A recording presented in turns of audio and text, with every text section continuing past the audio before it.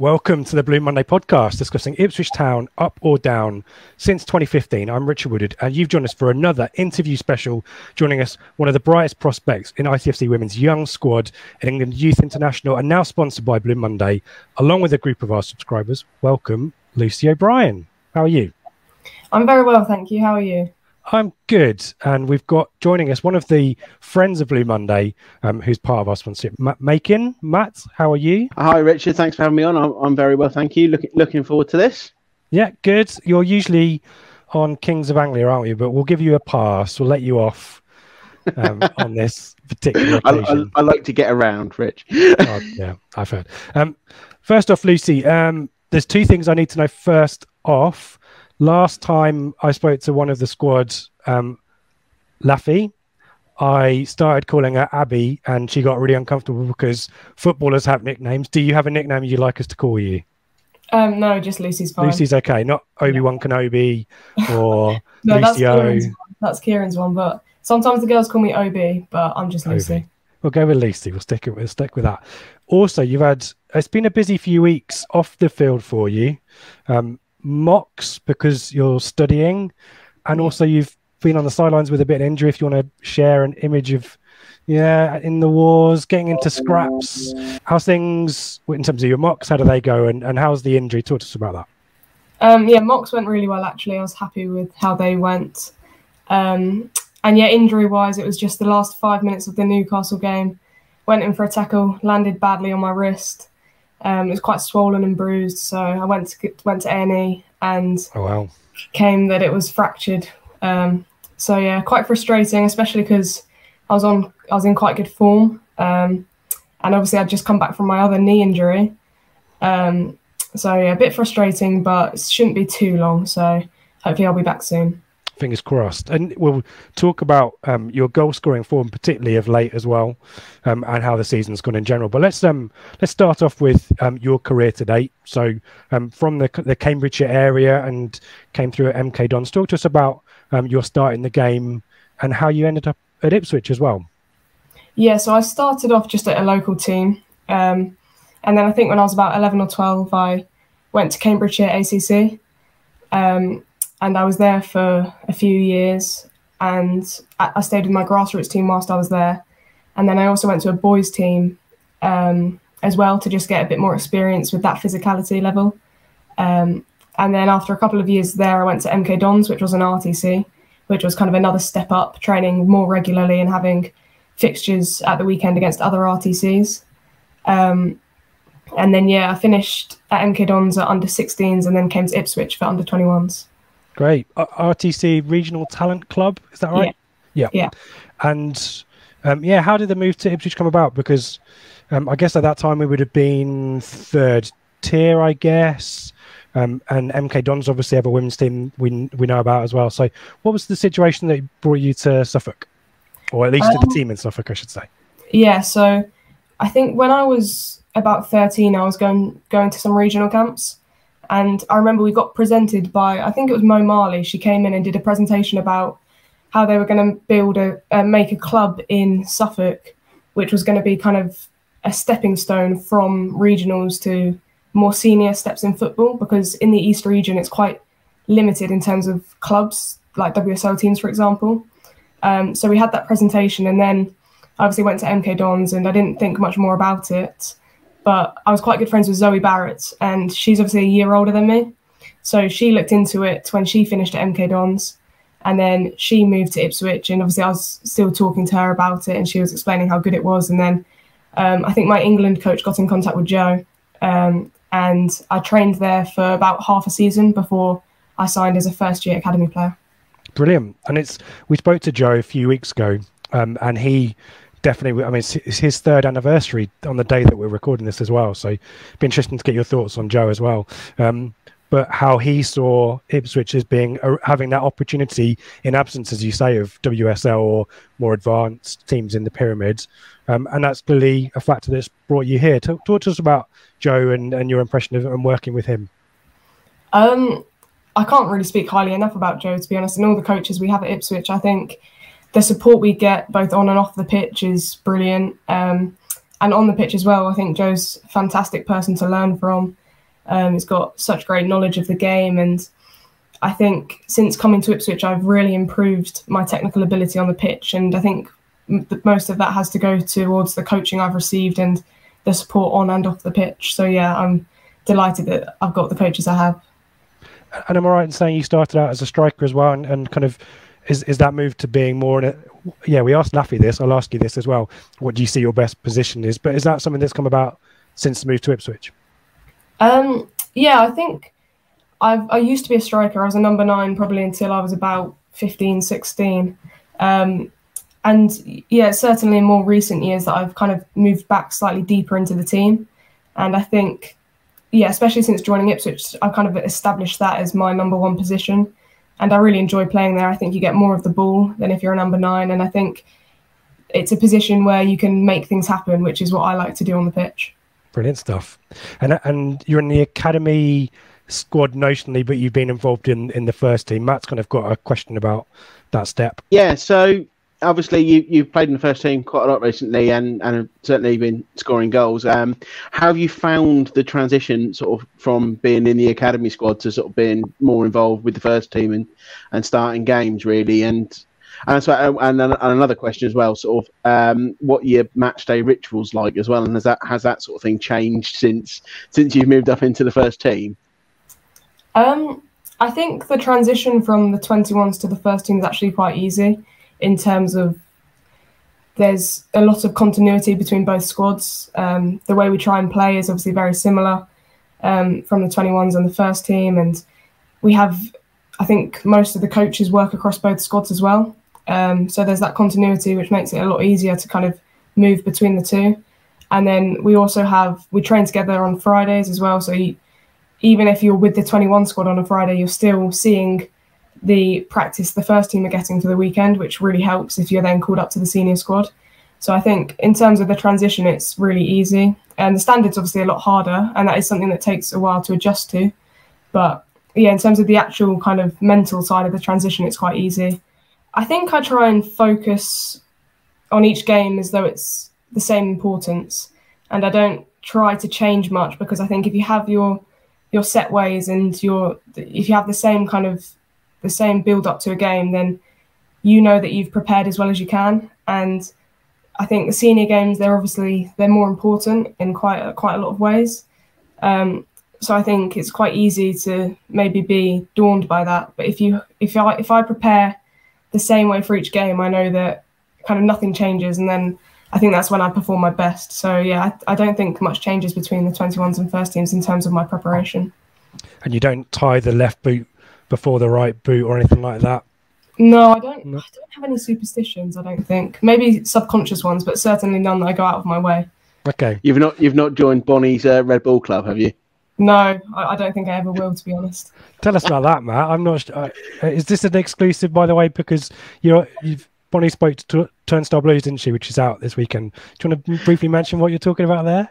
I believe Bonnie likes to make sure she has a can of Red Bull before each game, and I think another member of the squad, and I'm not going to give too much away, has also joined in that ritual as well. There you go. Stick with the boots. Sorry, I don't Red Bull, not for me. Too many bad memories of Red Bull. In terms of your kind of coming through, Lucy, we talked about the journey to Ipswich. Can you talk to us briefly about your involvement with England? You've been in training camps, I think, from certainly under 15 upwards. Talk to us about that, because that's super exciting and obviously something you want to continue doing. Yeah, I think it's actually been a really big part of my journey. I've been going to regional camps, I think, since I was 12. And then I went to my first England camp when I was 13. And I made my debut for England aged 13. And since then, I've kind of been quite involved in the whole process. And I think the opportunity to play with other players from all over the country and, you know, the best talent of my age. I think that's something that's really helped me develop on the pitch. Technically, it's improved my ability, and I think the quickness at which you have to play when you go away on England camps. Certainly when I was younger and playing at ACC, for example, I think that was a big step and something that's kind of helped my game develop a lot. And then off the pitch as well, you know, you're in an environment with the best 30 or so girls from the country, and you have to step up and you have to be confident, you have to be brave, and you have to put yourself out there to make sure that, you know, you're not kind of hiding away in the corner and you're showing everyone what you can do. And I think confidence-wise, it's helped me massively. You know, I've been abroad to countries that I would never have even thought of going to, and I've had to stay away from family for kind of days on end and in foreign countries. And I think both those experiences on the pitch and off the pitch have been really, really positive in helping me develop as a footballer. That's brilliant. And any access to any of the senior England players as well? And is there any inspiration that you take from them too?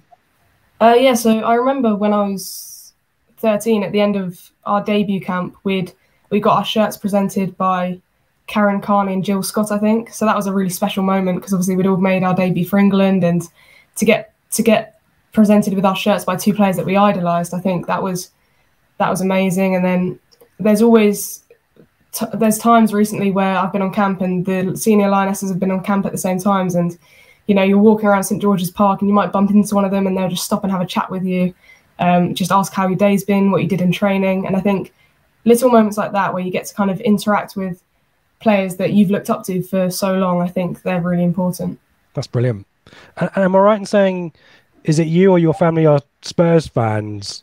I just wonder whether anyone you looked up to growing up who inspired the way that you like to play, dare I say, Bale or Son or anyone like that? Am I right there, or just me who's a Spurs fan actually? Okay. My family, they support different football teams. Okay. But yeah, I'm a Tottenham fan. I don't really have one player who I've kind of looked up to. I think I like to be inspired by different players and different aspects of their game. So I think Ronaldo's kind of work rate, his mentality, De Bruyne's vision, his passing. You know, I think there's a whole host of players who I can look up to and learn from. But Tottenham player, I think my favourite player is Son. Yeah, has to be. I thought you'd say that as well, because like he kind of, I kind of look at you and think you're in a similar mould. I know that he generally plays well. He plays up front and can play a little bit withdrawn as well. But are you two-footed? Because I think I've watched you drop the shoulder a few times against Keynsham, against Newcastle. Is that something that you look? I don't know. Is Sonny? Is he two-footed? I don't know. He's definitely got good weak foot. Yeah. Yeah. I think I remember when I was much younger, about probably 8 or 9, my football coach at Grassroots, he'd always drill into me about using my left foot since I was young. So I think I'm really grateful for that because it's made my left foot a lot better. And I think I'm obviously not as natural on my left foot as I am on my right, but I have the confidence to be able to shift the ball and go either way, which I think is so important at the standard that we're playing at nowadays. Yeah, and it's a great kind of weapon to have because, you know, particularly this level, we'll talk about this season and we'll get Matt's thoughts on some of the games you've been involved in as well. And certainly of late, the team have come up against sides very willing to sit in deep and be very quite compact at the back. And someone with your skill set, particularly two-footed, that is something that can unlock defences, isn't it? Is that something that the team are aware of and trying to exploit? Yeah, I think we've been tested a lot this season in terms of the teams we've faced. And, you know, there's some teams who have given us a good go and haven't sat in a low block, but there's been quite a few teams who have sat back and kind of just guarded the goal with 11 players. And I think when we're playing teams like that, we have to be creative and we have to come up with new ways to score, be it a last-minute corner like at Bridgewater or at Keynsham where, you know, crosses are coming in and you might have to beat a player and then score. So I think we will understand the importance of being able to score more than one way. And I think being two-footed and being able to drop a shoulder, that's just another way to get the ball in the back of the net. Yeah, I mean, the Keynsham win in particular, there's some, you know, I think there was a shot towards the end. I think Anna Gray for the 5th came about from you dropping in and cutting in and having a go that way. Newcastle, obviously, we need to talk about the Newcastle Cup match. that experience. Matt, do you want to have ask about this one?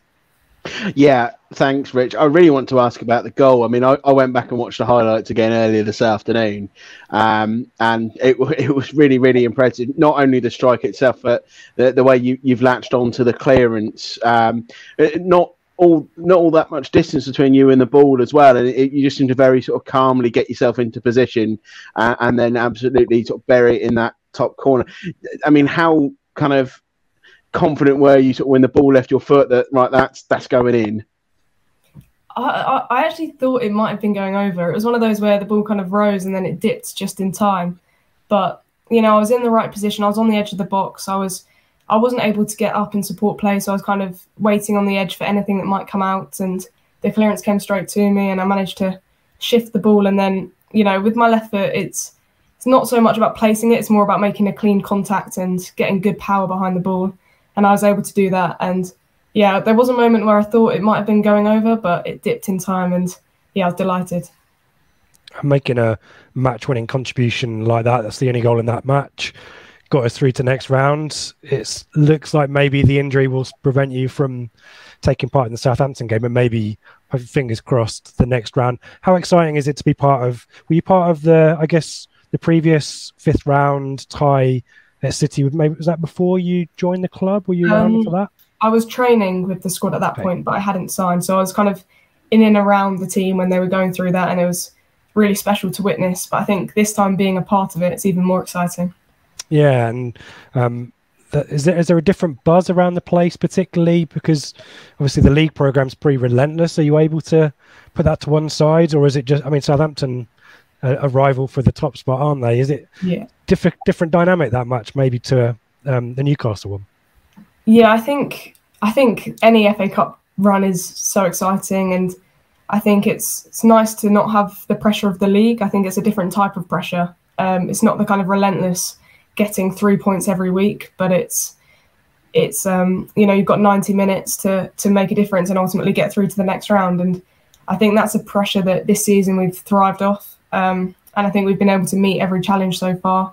And, there was times in the Newcastle game where they had 2,700 people behind them just willing the ball to go in the back of the nets, and it was corner after corner. And, we were really under the cosh, but I think we were able to dig deep, and I think it's the magic of the cup as well. You never know what's going to happen.